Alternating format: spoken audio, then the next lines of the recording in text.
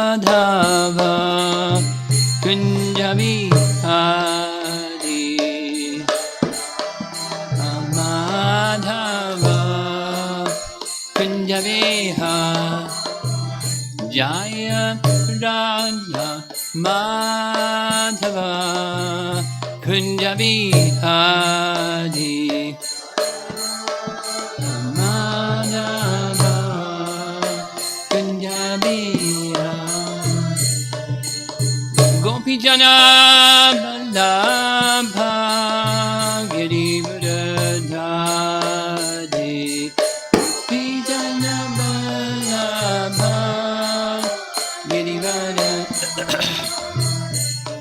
Gopijana Vallabha Girivardhari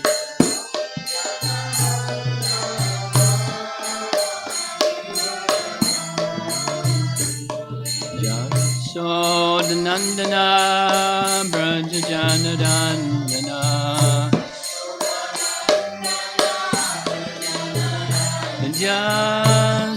Yasodhanandana Brajajanarandana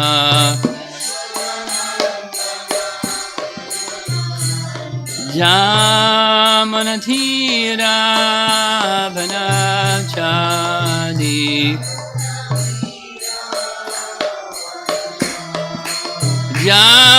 Jamanathira Vanachadi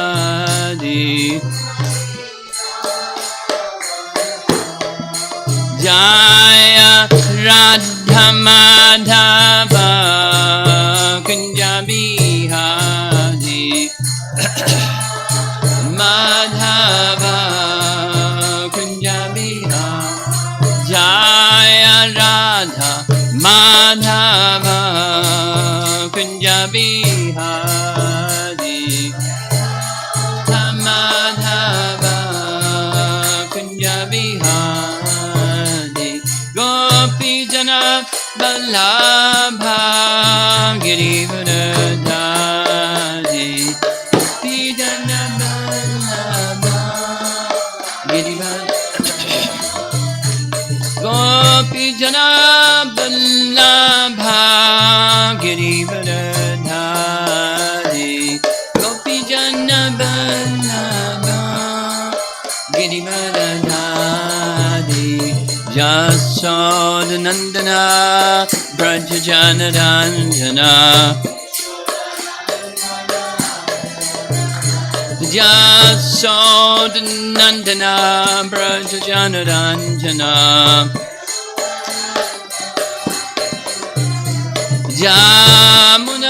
Yamunatira Vanachadi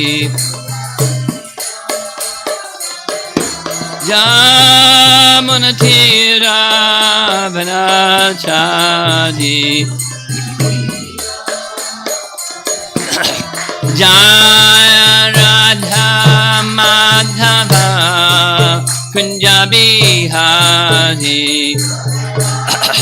Madhava Kunjabihari Jaya Radha Madhava Kunjabihari Madhava Kunjabihari Jayom Vishnupad Paramahansa Parivedakacharya Astatara Sisi Mad His Divine Grace A.C. Bhaktivedanta Swami Srila Prabhupada Ki Ananta Koti Vaishnavrinda Ki Grantaraj Srimad Bhagavatam Ki Gora Premanandi.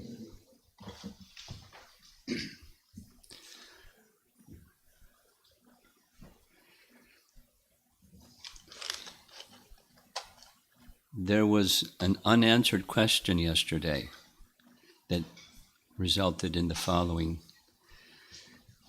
conclusion. What is the relationship that Uddhava had with Krishna? Was it Dasya Rasa or was it Sakya Rasa? Remember that discussion?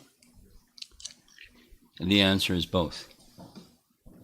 Mixed. according to so many references from our acharyas, that does happen sometimes. And in the case of Uddhava, it happened. In the case of Uddhava, his primary rasa is dasya and friendship. There are other examples of other personalities that have some overlap or some mixture, something primary, something secondary, but both in one person. Makes sense, and that's what our acharyas say. So we're going to continue.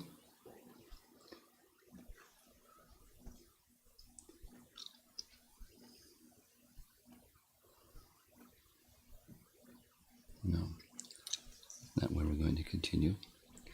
We're going to continue with the song of the Gopīs. Krishna's gone out to herd the cows with the cowherd boys, and they're feeling separation. So to deal with that pain of separation, they are remembering Krishna. And the remembrance of Krishna is by singing songs about Krishna. And this is a little review. We heard our acharyas say that it's not a one-time deal. It's Sukadeva Goswami piecing together sometimes, and then another circumstance they said, another said. So it's not like a chorus and they're just singing during some stretch of time. Throughout the day they would speak like this, and he selected some of them. And yesterday we heard Jiva Goswami in his Priti Sandarbha describe some very interesting things about details of as the gopis are singing songs. When the first part is he's entering the forest, and Krishna plays upon his flute to signal to the cows, okay, stay together, guys, or gals, and those that are in the forest, his friends in the forest, here I come, and the gopis, I'll be back. So it has multiple purposes, and they're appreciating the good fortune of the cowherd boys. So focus went at length a description of Dasya Rasa. And that's where this question came up about Uddhava. Is Uddhava in Dasya Rasa or Sakya Rasa? So this morning we're going to hear something similar. Only it's not by Jiva Goswami, it's by Vishwanath Chakravarti Thakur. Now, chronologically, Jiva Goswami was many generations before Vishwanath Chakravarti Thakur. And it's not that Vishwanath Chakravarti Thakur just cut and pasted whatever Jiva Goswami wrote, but he was a follower of the predecessor Acharya. So we're going to hear again some of, differently expressed, but some of the same points. It's good to hear it again because it was a little intricate. So that's what we'll be doing this morning. Continuing, Jiva Goswami in his Priti Sandarbha it's another manifestation of this topic, because we're at 10.35.4. This section is in pairs of two. The first verse is an introduction to the topic, then 2 and 3 and 4 and 5, etc. They're together. And the first verse of the 2 is Krishna does this. The second verse of the 2, this is the effect that other entities have upon what Krishna does in the first of the 2 verses. And it goes on like that. So the focus here is now text 4, but Jiva Goswami starts with text 25 of this chapter. In Srimad Bhagavatam 10.35.25, it was said that Lord Krishna delighted the people of Vraja and delivered them from their sufferings. This is confirmed by the following words spoken by the goddess-like Gopis of Vraja in Srimad Bhagavatam, Canto 10, Chapter 21. Several chapters earlier, the Gopis said, "Oh, friend, Vrindavan is spreading the glory of the earth, having obtained the treasure of the lotus feet of Krishna, the son of Devaki." Note, they're speaking of Krishna as the son of Devaki. The peacocks dance madly when they hear Govinda's flute, and when other creatures see them from the hilltops, they also become stunned. The Gopis also said in Srimad Bhagavatam 10.35.4, that's our verse for this morning, "O girls, this son of Nanda, who gives joy to the distressed, bears steady lightning on his chest, and has a smile like a jeweled necklace." Now please hear something wonderful. When he vibrates his flute, Vraja's bulls, deer, and cows, standing in groups at a great distance,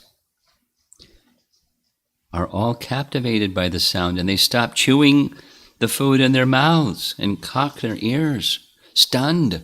They appear as if asleep or like figures in a painting, unquote. So now comes the devotional dasya rasa, servitorship, will be considered. Now I'm not going to define all the terms. In this rasa, the alambana, does somebody remember from yesterday the meaning? Alambana, yeah? Pralamba means separation, so alamba is the opposite, meeting. Yes, meeting in loving union. So when lover and beloved come together, or friend and friend come together, that meeting, coming together, is alambana. And so there's the cowherd boys and there's Krishna, and that's when they come together, it's alambana. In this rasa, dasya rasa, the alambana is Lord Krishna. He's like the pillar, the object of service for the servitors. Lord Krishna in his feature is Lord Krishna in his feature as a master, dasya, servant. The object of service is Lord Krishna, and the servitors are the glorious servants who directly participate in Lord Krishna's pastimes. As in the previous rasa, so he's going through sequentially in Priti Sandarbha describing the 5 primary rasas. So the previous rasa to dasya is Shanta. As in the previous rasa, in this rasa, Krishna manifests 2 kinds of forms. 1, the form of the opulent supreme controller, Parameshvara Akara, the opulent supreme controller. Now, he's the same person, but some see him this way, some see him. 2, as a glorious human-like form, Nara Akara. Some servants serve the first of these forms, and other servants serve the other. Thus, there are 2 kinds of servants. Again, there are 3 kinds of servants.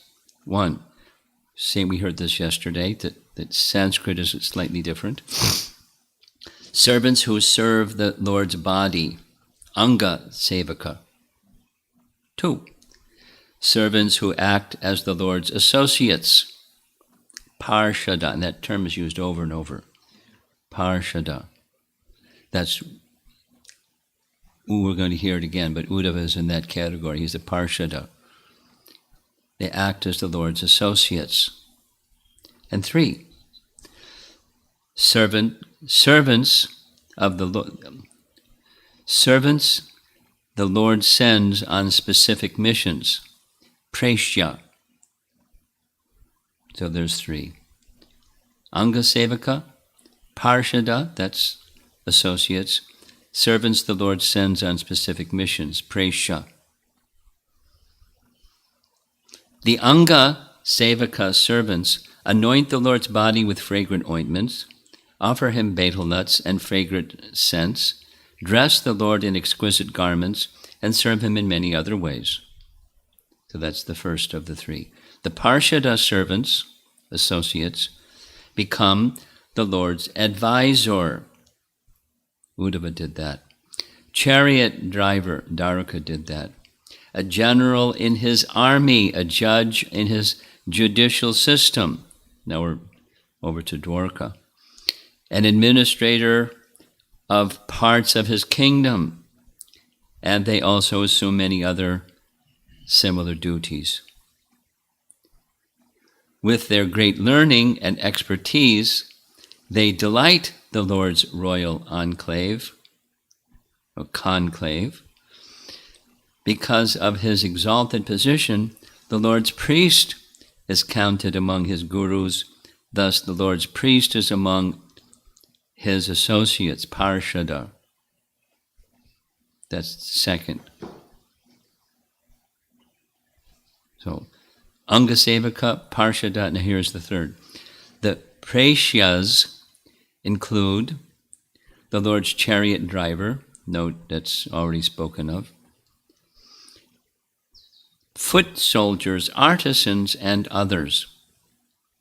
As were the previously mentioned servants, these servants are all very dear to the Lord. Paragraph. Sri Uddhava, Daruka, and others who very closely serve the Lord are the most dear of the Lord's servitors.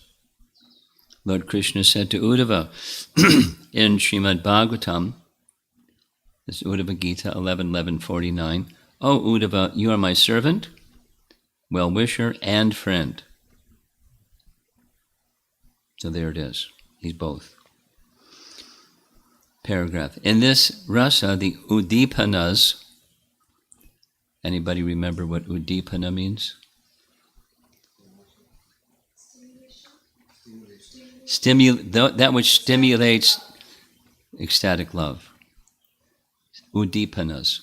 So now we're speaking of the stimulants of ecstatic love for those who are dasya rasa, his servants. In this rasa, the udipanas are the same as were previously described, but it strikes the heart differently.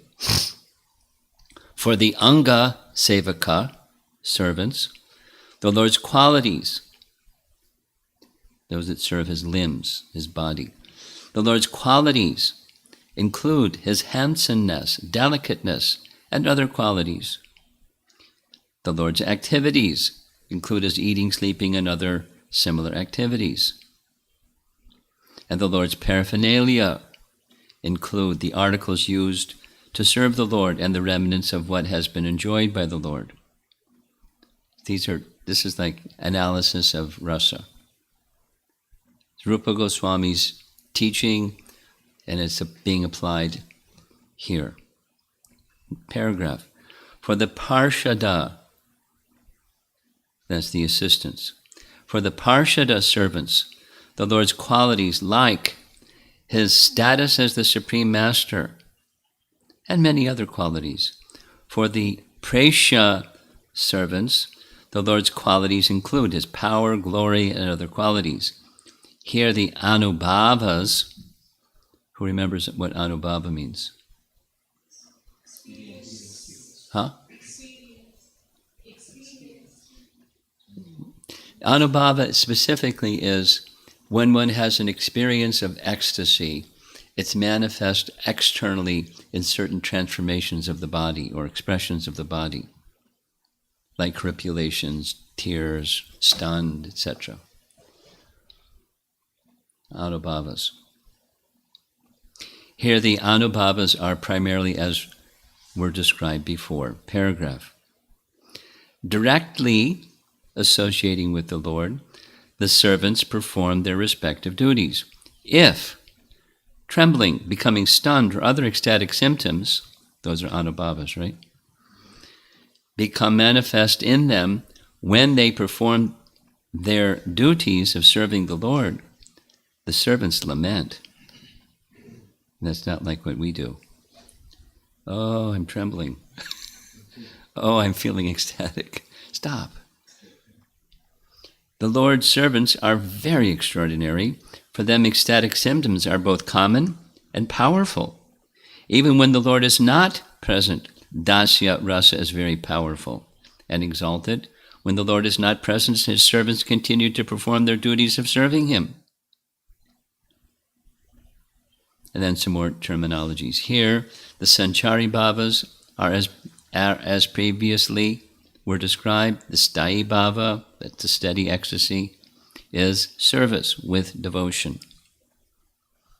Paragraph. For Kṛṣṇa and others like him, knowledge of the Lord's power and opulence is prominent. So the Aishvarya aspect of Krishna is prominent for Kṛṣṇa and others like him. For Uddhava and others like Uddhava, knowledge of the Lord's sweetness is prominent. The Lord's servants in Braja know only the Lord's sweetness and nothing else. Their devotion is very great. They worship Lord Krishna because he is Vraja's prince, because he has a host of transcendental qualities, and because he is supremely glorious. Paragraph. About Kṛṣṇa, it is said in Bhagavatam 10.38, that's 3 chapters later. Kṛṣṇa is coming to take Krishna to Mathura. Kṛṣṇa then saw Krishna and Balaram in the village of Braja going to milk the cows. Krishna wore yellow garments, Balaram blue, and their eyes resembled autumnal lotuses.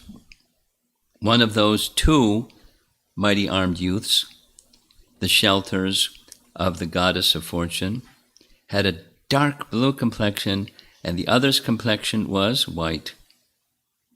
With their fine-featured faces, they were the most beautiful of all persons. As they walked with the gait of young elephants, glancing about with compassionate smiles, those 2 exalted personalities beautified the cow pasture with the impressions of their feet, which bore the marks of flag, lightning bolt, elephant goad, and lotus. The 2 lords, whose pastimes are most magnanimous and attractive, were ornamented with jeweled necklaces and flower garlands, anointed with auspicious fragrant substances, freshly bathed and dressed in spotless, now this translation says raiment, that's garments. They were the primeval supreme personalities, the masters and original causes of the universes, plural, who had for the welfare of the earth now descended in their distinct forms of Keshava and Balaram. Oh, King Parikshit, they resembled 2 gold-bedecked mountains, one of emerald, the other of silver.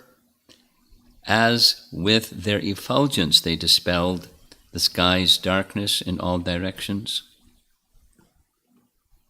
Apparently it's early in the morning. No, Kṛṣṇa reached there in the evening. Paragraph.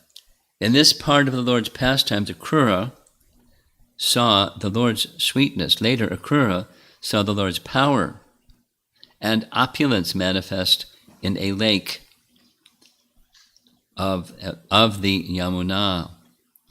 For Kṛṣṇa Seeing the Lord's wonderful power and opulence was more important than seeing his sweetness. For Sri Uddhava, Lord Krishna's sweetness was more important. This is clearly seen in the words Uddhava spoke, glorifying the good fortune of the Gokula's residents. When the Lord was absent, Uddhava meditated on the sweetness of Lord Krishna's human-like pastimes. Thus, he felt the pangs of separation from the Lord. That's Canto 3, when when Uddhava meets Uddhava, Canto 3, Chapter 2. Oh, how's Krishna? So Uddhava's focus is on the sweetness, not the majesty. Translation is 3:2:16. When I think of Lord Krishna, how he was born in the prison house of Vasudeva, the prison house of Kamsa, although he is unborn. Oh, something's wrong with this translation. How he was born in the prison house, son of Vasudeva, although he is unborn. How he went away from his father's protection to Braja and lived there incognito out of fear of the enemy. And how, although unlimitedly powerful, he fled from Mathura in fear. All these bewildering incidents give me distress. So when he's reunited with Vasudeva and Devaki, he offers apology. He's not in the mood of his all-powerful Supreme. He's in the mood of, I was afraid. Oh, I didn't come because I was afraid of Kamsa. I mean, he just finished Kamsa, etc., and Kuvalyapida and the whole thing. But he's before his mother and father saying, I was afraid of Kamsa. And when Uddhava hears that, it gives him great pain. So now we're going to go to Brihat Bhagavatamrita by Sanatana Goswami, where he is describing Krishna's flute playing entering the forest. It's related to this chapter 35, verses 4 and 5.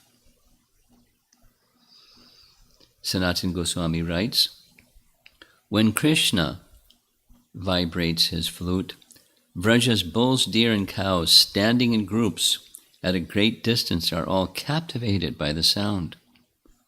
And they stop chewing the food in their mouths and cock their ears, stunned. They appear as if asleep or like figures in a painting. Commentary. This is verse number 5, 10.35.5, which describes the rare good fortune shared by the cows and the bulls and the other animals that were with them. Quote, dear friends, please now hear something wonderful. And this is really wonderful. When the bulls, deer, and cows hear Krishna's flute, they feel the urge to approach him.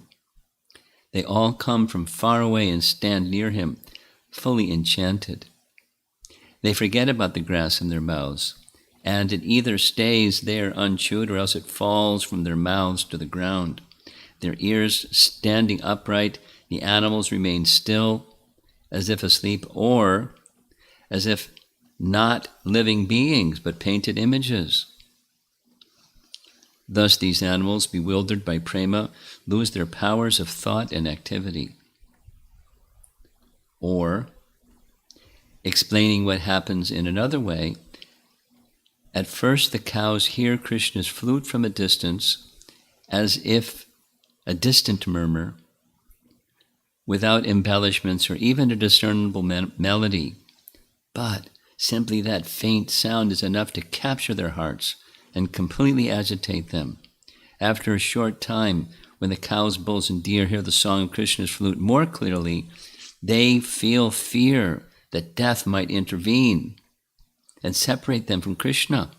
So to prevent themselves from hearing any more, check it out, they lift their front legs and forcibly cover the holes of their ears. When that fails to stop the sound, they come closer to Krishna, holding blades of grass in their mouths as a sign of humble entreaty. And when that fails to stop Krishna from playing, they all become stunned. Paragraph. The word chitram in this verse is in the singular form because as these animals fell into a stupor, they came together in a densely packed group, like figures posed together in a painting. And now we're going on to the next pair, 6 and 7. And we'll just begin. Here's the translation. My dear Gopi, sometimes Mukunda imitates the appearance of a wrestler by decorating himself with leaves, peacock feathers, and colored minerals. Then, in the company of Balaram, the cowherd boys, he plays his flute to call the cows. At that time, the rivers stop flowing. Their water, stunned by the ecstasy they feel, as they eagerly wait for the wind to bring them the dust of his lotus feet. But, like us, the rivers are not very pious, and thus they merely wait with their arms trembling out of love. I mean, it's such beautiful poetry. Purport. The Gopis state here that the sound of Krishna's flute causes even inanimate objects like rivers to become conscious and then stunned in ecstasy. Just as the Gopis could not always be in Krishna's physical association, the rivers could not come to the Lord's lotus feet. Although they desired the Lord, their movement was checked by ecstasy, and their arms, quote unquote, or their waves, trembled with love of Godhead. And Vishwanath Chakravarti Thakur writes, quote, what to speak of the living creatures, even the unconscious entities become stunned on hearing the flute, unquote. One other gopi spoke, quote, when Mukunda, decorated with peacock feathers or peacock feathers and flowers, imitating the appearance of wrestlers or mocking them with his own brilliance, along with Balaram and the cowherd boys, called the cows by name, oh, Kalindi, Gange, Saraswati. Because when he played upon his flute, the names of the cows would come out. Pretty different flute. All such rivers as Yamuna and Saraswati and other rivers, though unconscious, take on consciousness and began to think, oh, what good fortune we have. Krishna is calling us. In order to bathe in our waters with strong currents, we will break the banks and flow toward him. Unquote. Though desiring in this way, because of being stunned with bliss, the stoppage of natural movement, currents became immobile.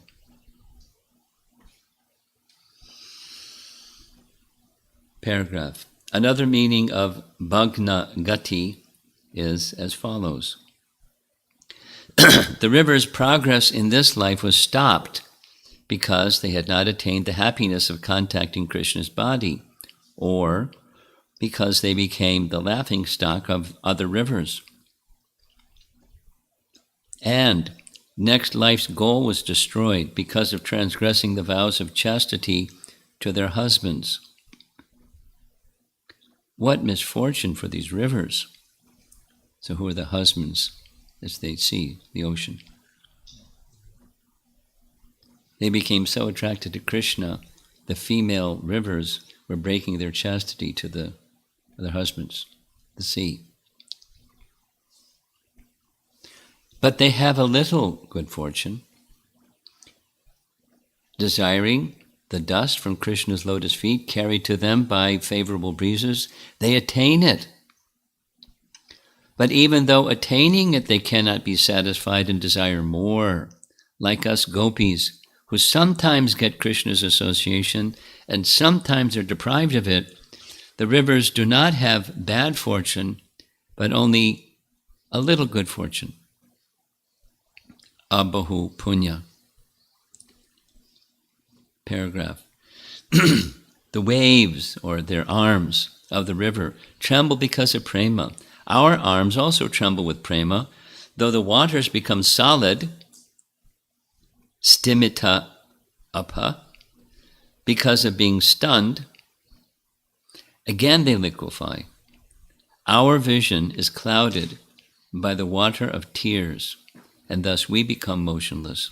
Also, we, because of being stopped by our mothers and fathers from meeting Krishna, have lost our goal of life. And because of the ridicule of others and the transgression of the rules of chastity, we have lost chances in future life also. Like the rivers, we desire the dust from his lotus feet. Really far out. Jiva Goswami, and we'll end here. Having entered the forest decorated with forest ornaments befitting a costumed person, he goes to rivers and lakes to give water to the cows, and the rivers become bewildered with the appearance of special bhavas because of the sound of his flute when he calls the cows. It's emphasized. He's calling the cows, and they're just hearing Krishna calling the cows, and all these things happen. He who is skillful at playing his flute, Mukunda, calls the cows in a special way, with affection, pronouncing each of their names. Sa, Bala, indicates that Balaram is in a secondary role. In order to increase the sound, he utilizes the sound of flutes of Balaram and others. By this sound, the rivers manifest emotions, since they are also devoted to Krishna. The combined sound of the flutes is used since the cows are far off, and the cows are many. Because the sound carries far, the rivers also hear, "Oh, friends, you must believe that the rivers are like us." Or, by mentioning friends, they indicate kinship and similarity to the rivers. Barhina refers to peacock feathers, just like in our Govinda prayers. Barhina. He was decorated with peacock feathers, bunches of flowers, and tender leaves. In the sweetest voice, he called out to the cows, "O Ganga, Yamuna, Saraswati."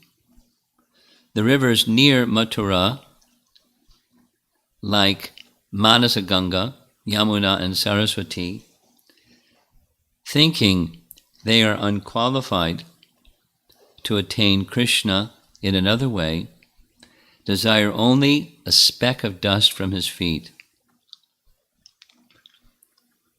The word spriha yati indicates extreme desire. Because of that desire, the rivers become blocked because the flow stops. The word sarit means to flow constantly. Since the husband of the rivers is the ocean, by stopping their flow, the rivers indicate non-surrender to their husband and show disregard for piety in this world and the next. Paragraph. In not attaining him, the rivers are unfortunate like us, having accrued scant piety, since the rivers, like us, have rare opportunities of his association. Though he performs pastimes there, because they are innumerable of many similar and different types, like our groups. Paragraph. First, so here's the similar and different. First, with the desire for that dust, they seem to spread their trembling arms in prema with their waves. Then, without waves, the water stops moving. The gopis' eyes are always moist, but in his absence, their moistness stops. Stimitapaha. Or, since water is a limb of the rivers, in terms of the gopis, stimitapaha means the limbs have become stunned. Paragraph. Our acharyas, they're having a nice time relishing the words of the gopis. In sequence, first the rivers hear the sound of the flute, then the flow stops. Then only the waves move. Then the waves also stop. Paragraph. In terms of the gopis, first they hear the sound of the flute, then they stop moving, then their arms trembling with desire to embrace him, and then they only become stunned in sorrow on not attaining him. Then they desire only a little dust, they only desire that without attaining him. Paragraph. It depends on the favorableness of the wind, which is readily available, but we, like the rivers, are without sufficient pious acts. If this happens to even unconscious entities like the rivers, what fault do we have?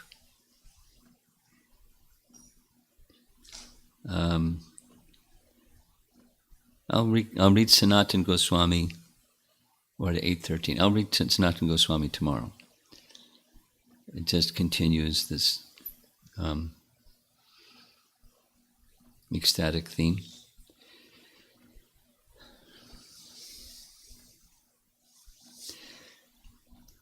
In the world today, environmentalists and people like that are wanting to have people respect nature instead of exploiting nature. And all these other causes and things, without going into it too much. We discussed a little bit yesterday, the social activism and this activism and that activism, and protect the whales and protect the porpoises. And it's, the exploitative tendency is immediately taken care of. Just, become a gopi. Become a lover of Krishna. Because it's all Krishna's property. It's taken care of. You don't need a separate something. Or say it the other way around. You take care of this exhibition of exploitation, and the mode of nature is still going to be there. It's going to come out some other way. You haven't solved the problem. What's the problem? What's the root problem? In the language of our scriptures, it's ignorance. And ignorance starts with ignorance of Krishna, ignoring Krishna. And you take care of that ignorance, and you've solved all the other baby ignorances, because that's the mama source, turning away from Krishna. And you don't address that, and you're going to have another series of problems. It's no solution. Or conversely, you take care of that one problem, and there's the solution. They're seeing in this very wonderful way their love for Krishna is being manifest by everything. The rocks, the trees, the water, the clouds, this and everything is in relation to Krishna because of their affinity, their attachment for Krishna. So that's super elevated Brijbasi gopis. But the principle, even way back down to our level, the principle is the same. just this morning I was listening to Prabhupada speak on chapter 4, Bhagavad Gita, Brahmarpanam Brahmahavir Brahmagnao Brahmanahutam. It's a very important verse that says how one can attain transcendence, or the platform of Brahman, and it's by sacrifice. And in the course of that description, one of the things Prabhupada was speaking about was Buddha and Chankazi. So in the case of Buddha, people were taking the passage from the Vedas that apparently said cow sacrifice and were slaughtering cows, or in the name of Dharma, killing cows. And it goes. It's not a new thing. It went on during Christ's time, that in the temples, in the Jewish temples, they were killing cows. Because there's an understanding they have of how it's okay, and without going into details. So he was objecting, and they didn't like he was objecting, and they took it out in a very mean way. But that was one of the issues. But today, how many Christians understand that? And how many truly understand thou shalt not kill? So what Buddha did, this is Prabhupada's explanation, he did the necessary. Now, because there's other ways than what he did. But in the name of Dharma, animals were being killed, not just cows, animals were being killed. So I reject the Vedas and stop killing.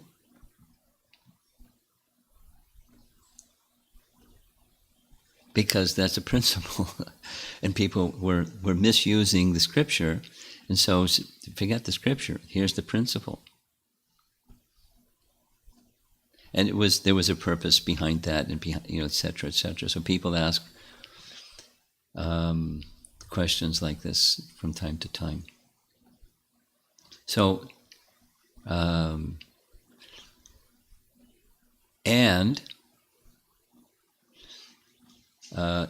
was an event some years ago in Washington, D.C., where Dalai Lama was invited as the principal person. It was like this political thing about getting the land that was inhabited by the Dalai Lama and his people, that China just forcibly came in and took over, to free that land again and give it back to Dalai Lama. You're familiar, right? The history? No? You don't know the history? Going back in time, there's a movie made about the thing. There was a period of time where the Dalai Lama is a title. It's like, Pope. So there's somebody that occupies that post. And the current Dalai Lama is, when he was a young boy, there was a conspiracy by the Chinese government to take over that tract of land. And to this day, Dalai Lama, the current, one who was a little boy at that time, he's on their bad list. The Chinese government, I can speak about this. I guess it's being recorded, but if anybody has an affinity, ISKCON or anybody has affinity for Dalai Lama, you're dangerous. He is considered dangerous. And it all has to do with occupying a tract of land that was previously in the control of the Dalai Lama people, the Buddhists in their headquarters. I forget what the place is called. Does anybody know the place?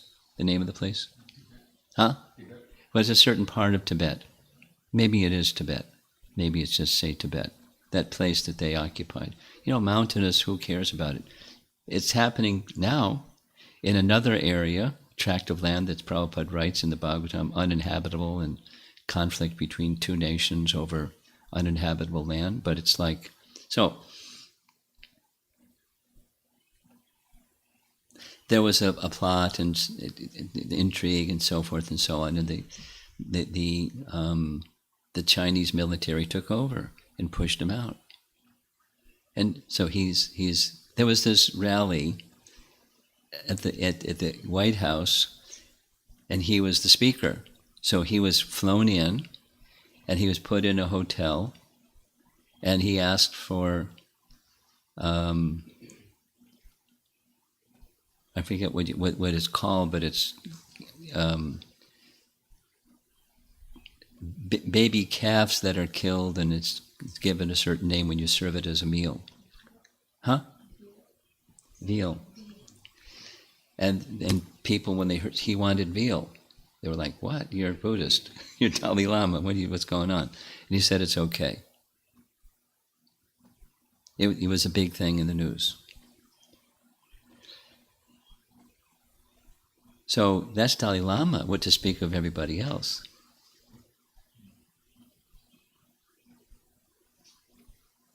Or Prabhupada speaking to the Cardinal Daniel Yu, and the whole thing about thou shalt not kill, and it's not killing. Huh?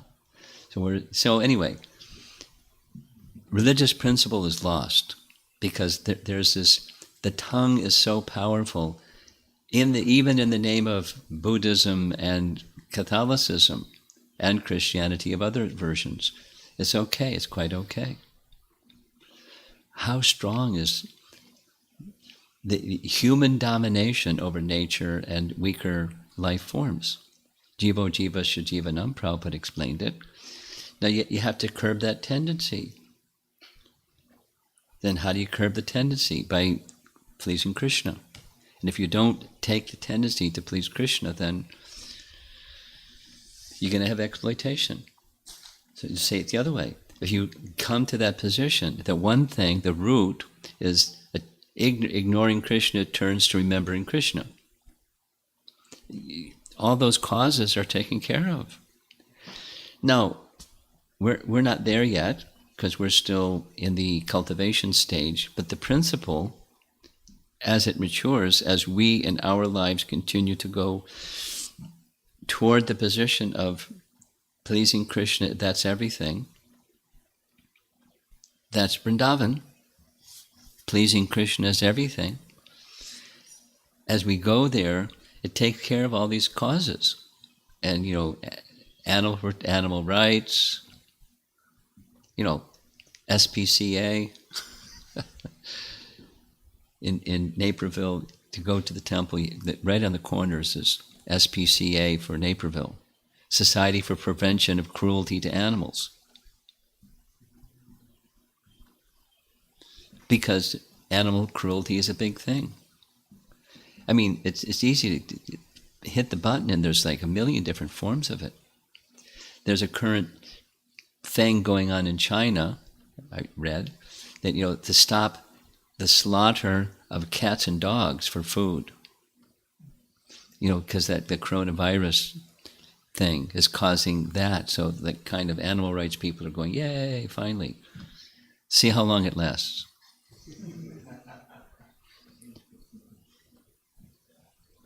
Without uprooting the origin, you can make a law and people are going to break the law because the tongue is too strong. Or like in American history, prohibition. But people want alcohol. So it just became a business, a crime business, right here in Chicago, Al Capone. Without going into so the root problem has to be addressed. And otherwise, this is like, in a soapbox here, just saying, social activism is a big thing in the world. Systemic racism, and stop it, and etc., etc., etc. It's a wave. But without the root problem being addressed, it's just going to shift to something else and something else. It's going to be another exploitation thing of some other, passion, ignorance mode. If you don't change the mode, it's not just make a rule or something.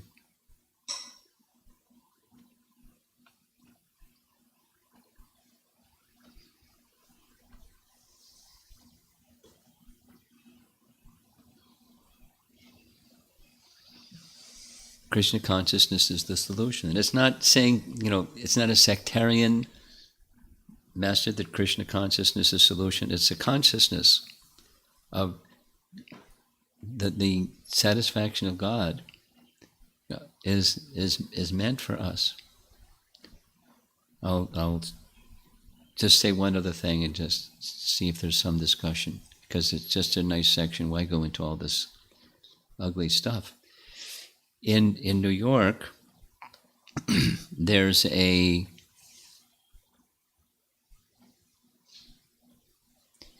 St. Francis Day at a church. It's kind of this non-denominational church. I forget the name of the church. Celebrated place, beautiful architecture, lots of followers. So they have St. Francis Day. And St. Francis, one of the things that St. Francis was known for was being kind to all species of life. So they have St. Francis Day. And they bring all... I wasn't there, but Danush has told me. They have this glass case with a giant tarantula inside. And put the tarantula in a glass case on a pillow and carry the tarantula to honor St. Francis, respecting all forms of life. So they asked the Hare Krishna people to cater for it, because they didn't feel right that they're going to honor St. Francis and then have the other kind of food.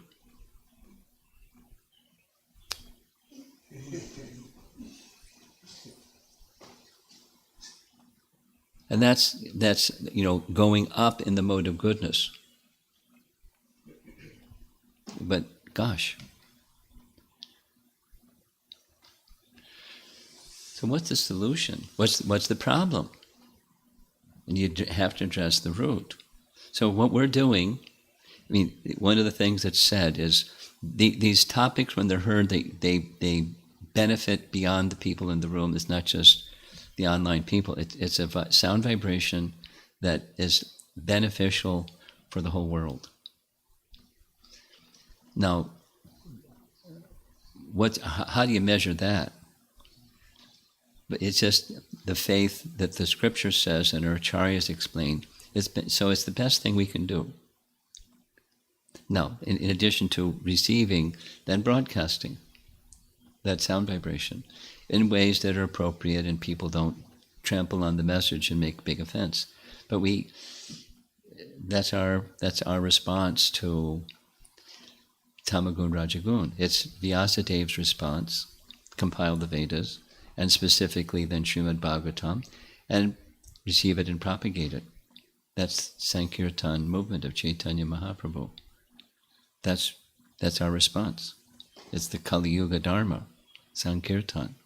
Receive and propagate. Now, propagate is a word that people don't like. Some people don't like. It's, you're proselytizing.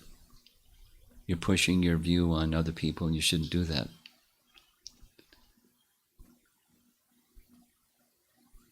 That's a sentiment. So we have to be careful and not hurt people's sentiment. At the same time, we have to propagate. We have to disseminate that sound vibration. It can be done in so many different ways. That's a spirit of a follower of Lord Chaitanya. And when we become a follower of Lord Chaitanya, the good news is we get Lord Chaitanya's mercy in addition to whatever else we do.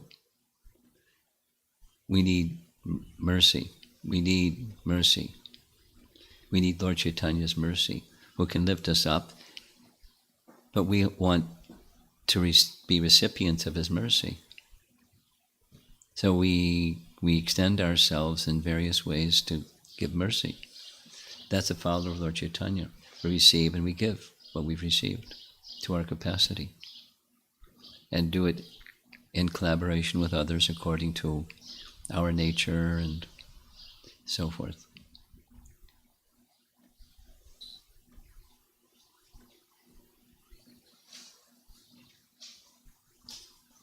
Okay.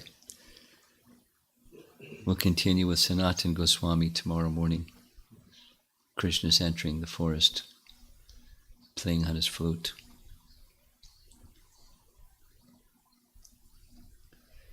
Any discussion?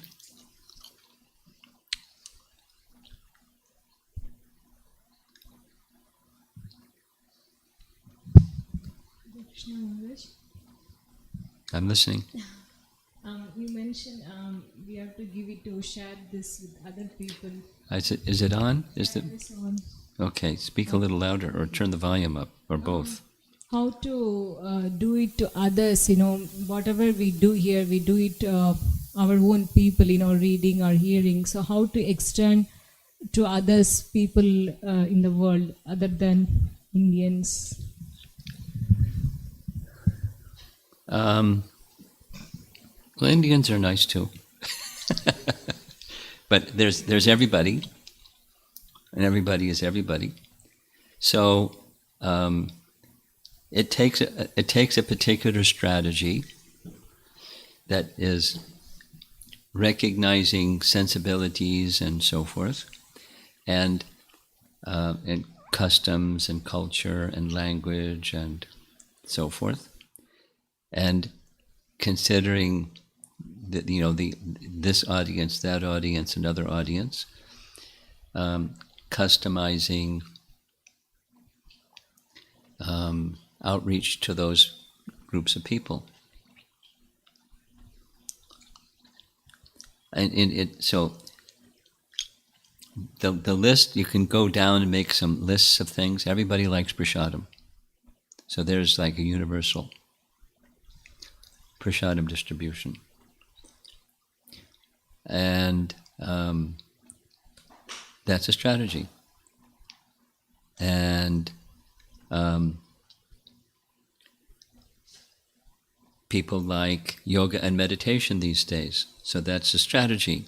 And within that chamber of yoga and meditation, the introduction of topics related to Krishna, like karma and reincarnation and things like that, and then what's behind that and what's behind that. So depends on audiences.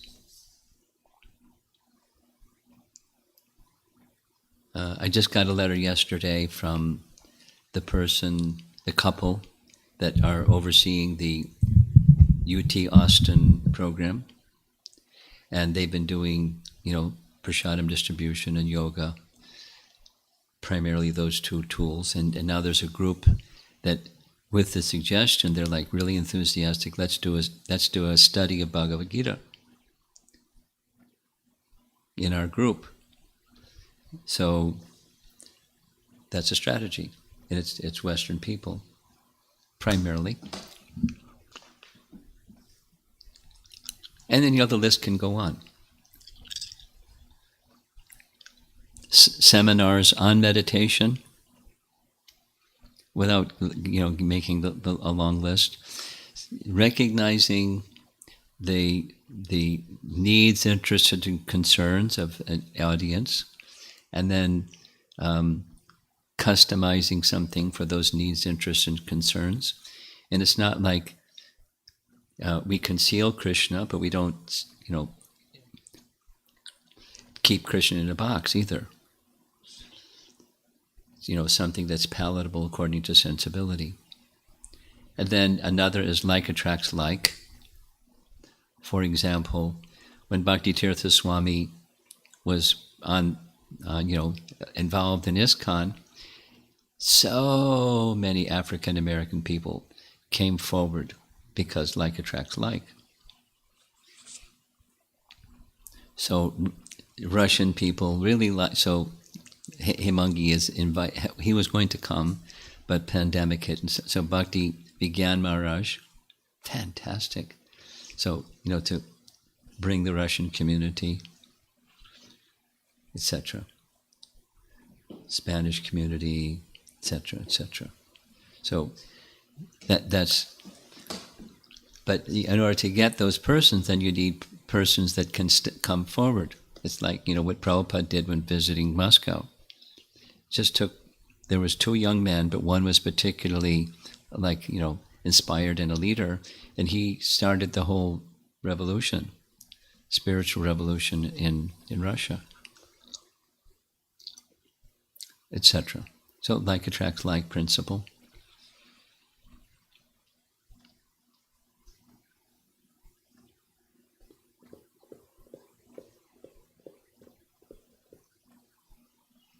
if the seed of desire is there, that is, this is what Lord Chaitanya wanted, that we serve that which Lord Chaitanya wanted, Krishna will give the intelligence. So what's lacking is not possible strategies. What's lacking is that seed of desire, and then a little spark, and you fan it, and it grows. That's how it happens. Okay. Anything else? Hare Krishna Maharaj, just a comment or maybe a little more if you could share. You mentioned like the tendency to curb to have the dominance can be curbed only when we please Krishna. And in our stage where we're not yet there, that everything we do is to please Krishna, so definitely there's disturbances. Yeah. So Yes. my understanding from what you mentioned, like just connecting the dots, it's just a comment that we beg for the mercy, and so that Lord Chaitanya gives the mood that we remain as servants. Yes. Then we don't do the And dominance. associate with those that have that mood. You stand near a fire, you get warm. Associate with those that have that mood. They have the mood of pleasing Lord Chaitanya. Let me be connected with those people. As long as I remember that I'm servant, then dominance doesn't come. Yeah. It's great. So there's rule of law and there's rule of love. And rule of love is stronger. But we start with rule of law. We follow the regulations. The 4 regular principles. But then Prabhupada's explanation is, how do these young people follow the regulations? It's bhakti. Just making law doesn't mean people are going to follow the law. That's evident. They'll find some way to, work around the law or just blatantly violate the law. Scoff law, it's called. There's a name for it. Thank you so much, Maharaj. Okay? The rule of law and rule of law was Huh? The rule of law and rule of law was Yeah. Thank you. In China, they have this phrase. In China, this is a government of law.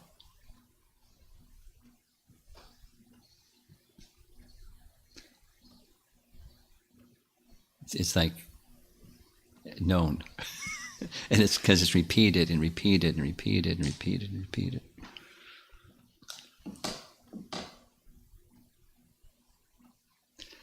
Anything else? Amara, anything? Of course.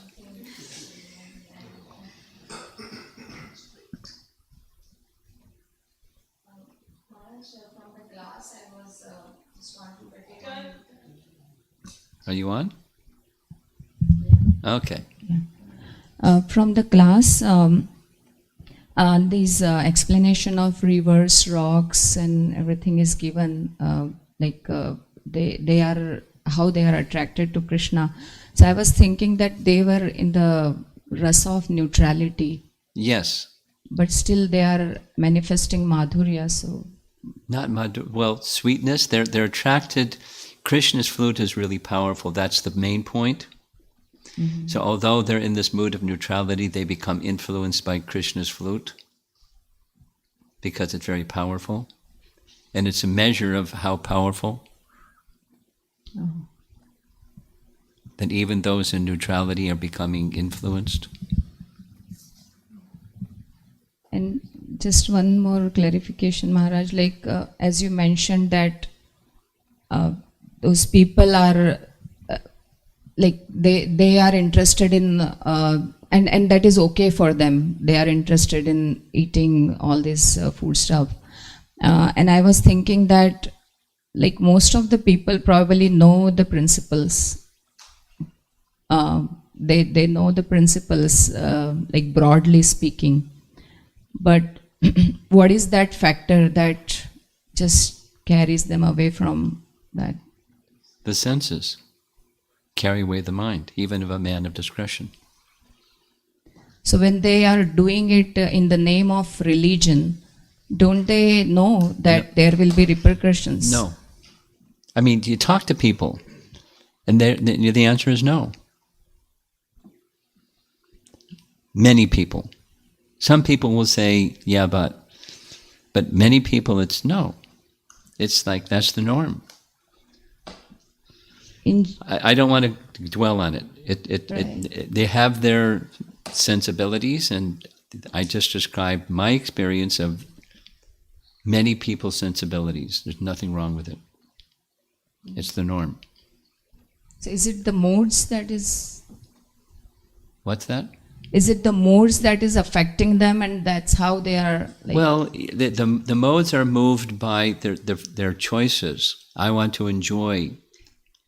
So then that's what's driving it. Then the modes just customize the I want to enjoy. So that becomes so strong that everything gets covered like that. Prabhupada puts it just 2 words, sense gratification. But there's a whole, take the machine, and there's a whole machine. Yes. A separate enjoyment. And that's what brought us here, it's what keeps us here. The modes are just customizing it. And we're moved by the modes, and we see things through the modes, and we live by the modes. We're caught. We're conditioned. Imprisoned. By our own choice. Just a little more clarification, Maharaj. So when we approach such people, I'm also influenced by modes, definitely. But when we go for preaching or approach such people, then what is our hope that Krishna's mercy will influence them or something? Well, you have a toolkit, and you choose the appropriate tools based upon the person and the situation. As you mentioned, just this. Yeah, there's so many. Okay. Yeah. Depends on the person. Right. What approach. And don't be judgmental, because that's going to go nowhere. Then you're part of the problem, not part of the solution. Okay. Anyone else in the room? Otherwise, we'll go to the online. You have online?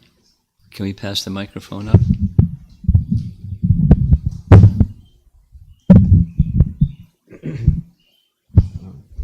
$8.44. This question from Satyavrata Prabhu. If somebody takes a step moment by moment to please Guru and Krishna, can we say he is moving towards perfection? Yes. What is the difference between perfection and liberation? Well, liberation is neutrality, and perfection is beyond neutrality. Okay. A question from Sri Radhika Mataji. It was mentioned that even inanimate entities become stunned by Krishna's influence. Are there inanimate objects in Vrindavan? I thought everything is animate and personified. What are some examples of inanimate objects in Vrindavan? She can ask Amara. She understands it. She's laughing. They're in sthayi bhava, or neutrality. They're conscious, but the mood is neutrality. And so that's examples. The rocks, that they're in the presence of Krishna, they become moved beyond. They experience ecstasy because of the power of Krishna and Krishna's form and Krishna's flute and things in relation to Krishna. Okay. Question from Visalaksha Prabhu. What is the root cause behind the problems in the material world? Ignorance.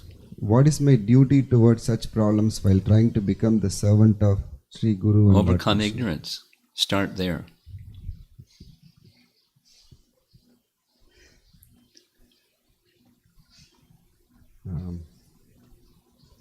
How do we cultivate a desire to preach, especially to those who don't feel inclined? Understand that it's the will of Lord Chaitanya, and associate with those that have understood that's Lord Chaitanya's will. Those two things. and ask for a lot of mercy so that you can understand how to.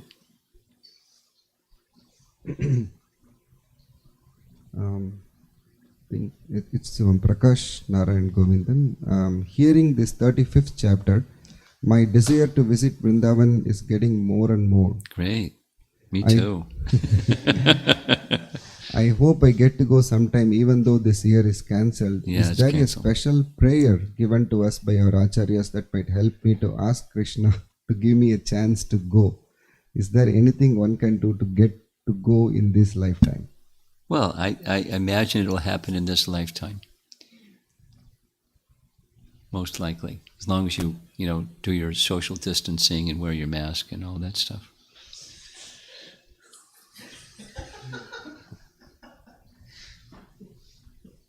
And they come up with some, whatever, the remedy. So, how long that's going to happen, it's in Krishna's hands, but it's not just you. There's so many sinful personalities that are receiving the fruits of all of their misdeeds, or some of the fruits of their misdeeds. So I would say your desire to visit Vrindavan is there some you give thought to a special prayer, but be sure to include the other living entities besides yourself, because that's a prayer that Krishna will hear. Okay, we're done. Srila Prabhupada ki Jai.